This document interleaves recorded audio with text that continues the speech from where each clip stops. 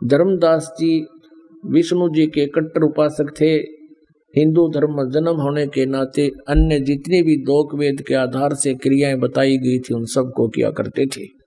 मथुरा के अंदर पहुंच गए थे क्योंकि उनके गुरु रूपदास जी ने उनको बताया था कि बेटा 68 तीर्थ कर ले, तेरे पास धन बहुत है, क्योंकि वो बहुत बड़े सेठ थे, रईस थे और वैश्य कुल में उनका जन्म था।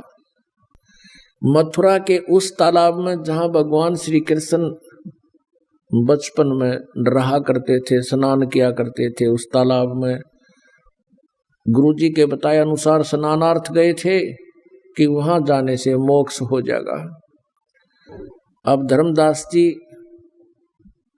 सुबह सुबह स्नान करके उस तालाब से एक लोटा पानी का भर के और बाहर एक गाय के गोबर और मिट्टी से कुछ स्थान लीप के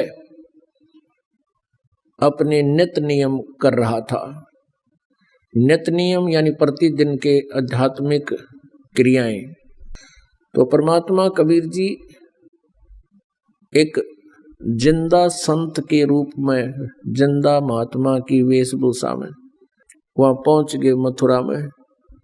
अब जब देखा कि एक व्यक्ति हमारी साधना को देख रहा है और वो भी मुसलमान धर्म का, तो धर्मदास जी ने गीता जी का पाठ ऊंचे सुर में बोलना शुरू किया और साथ में उसका अनुवाद भी करने लगे। 7वें अध्याय को पढ़ा, फिर 8वें को लगातार पढ़ दिया कि आज एक अध्याय और सही ताकि इसका कुछ उद्धार हो जाए। अब उसने जब अपनी सारी क्रियाएं कर ली तो परमात्मा निकट आकर बैठ गए धर्मदास जी के। कबीर परमेश्वर जी एक जिंदा महात्मा संत के रूप में वहां उपस्थित, और धर्मदास जी को स्वामी जी कह रहे हैं कि हे स्वामी जी, हे महात्मा जी, मैं बहुत जगह भटक लिया, मैं भले ही सन्यासी बन गया हूं लेकिन मेरी संतुष्टि नहीं किसी से। जो भी प्रश्न मैं करता हूं मेरे प्रश्न का उत्तर किसी के पास नहीं, मेरी शंका का समाधान नहीं हो पा रहा। और आपको मैं देख रहा हूं कि मुझे कुछ आशा की किरण फूटी है, मुझे लगता है कि आपसे मेरा कोई समाधान हो पाएगा। मैं कुछ प्रश्न करना चाहता हूं। अब धर्मदास जी प्रसन्न हो गए, कहने लगे करो प्रश्न, बोलो क्या कहना चाहते हो। तो परमात्मा ने उनसे पूछा कि हे स्वामी जी, कृपा मुझे आध्यात्मिक ज्ञान दीजिए, मैं बहुत भटक लिया हूं। अब धर्मदास जी ने बताया कि मैं राम कृष्ण का जाप जपा करूं और शंकर जी की भी पूजा करता हूं और विष्णु जी मेरा इष्ट रूप में पूज्य है। मैंने रूपदास नाम के एक गुरु जी से उपदेश भी ले रखा है और गीता जी का नित्य पाठ किया करता हूं। जिंदा आप भी ऐसी ही क्रिया करो, आपका कल्याण हो जाएगा। अब परमात्मा ने कहा कि आप भगवान विष्णु, भगवान शंकर जी की पूजा करते हो और आप प्रतिदिन गीता जी का पाठ भी करते हो। धर्मदास जी ने कहा कि बिल्कुल ठीक है, लेकिन आप धर्मदास जी एक बात बताइए।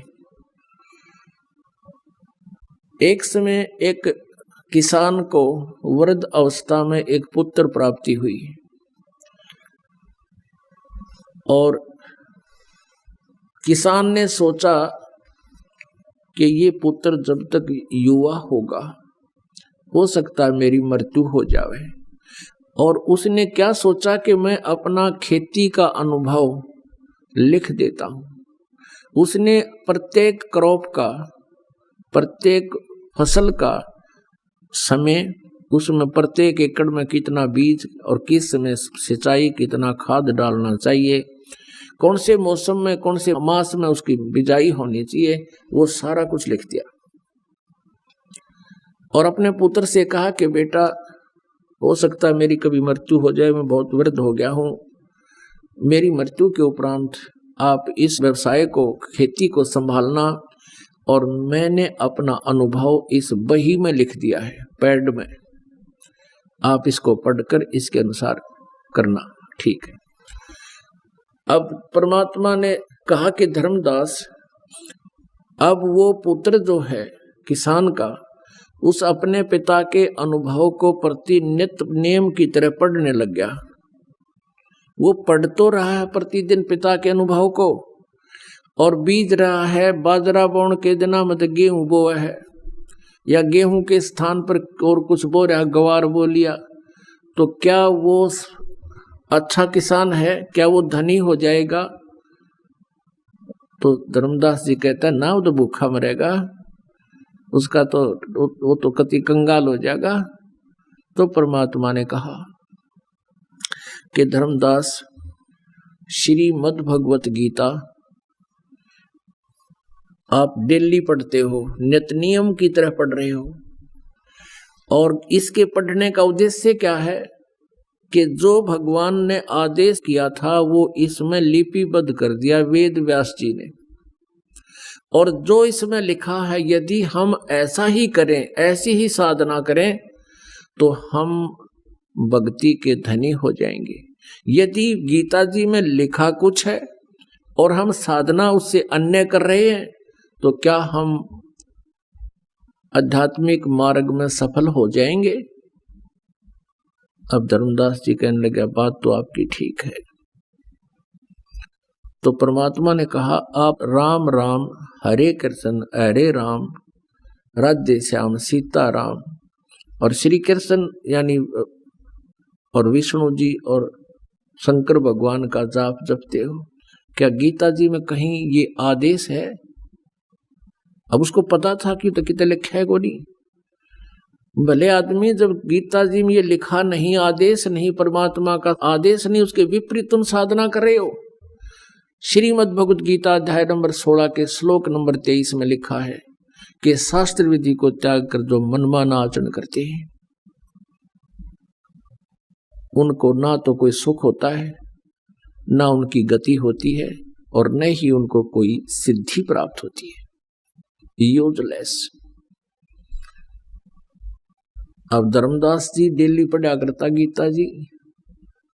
अब वो याद भी थी परमात्मा के कहने के तुरंत बाद उसने खोल ली और देखी, उसमें क्या पाया?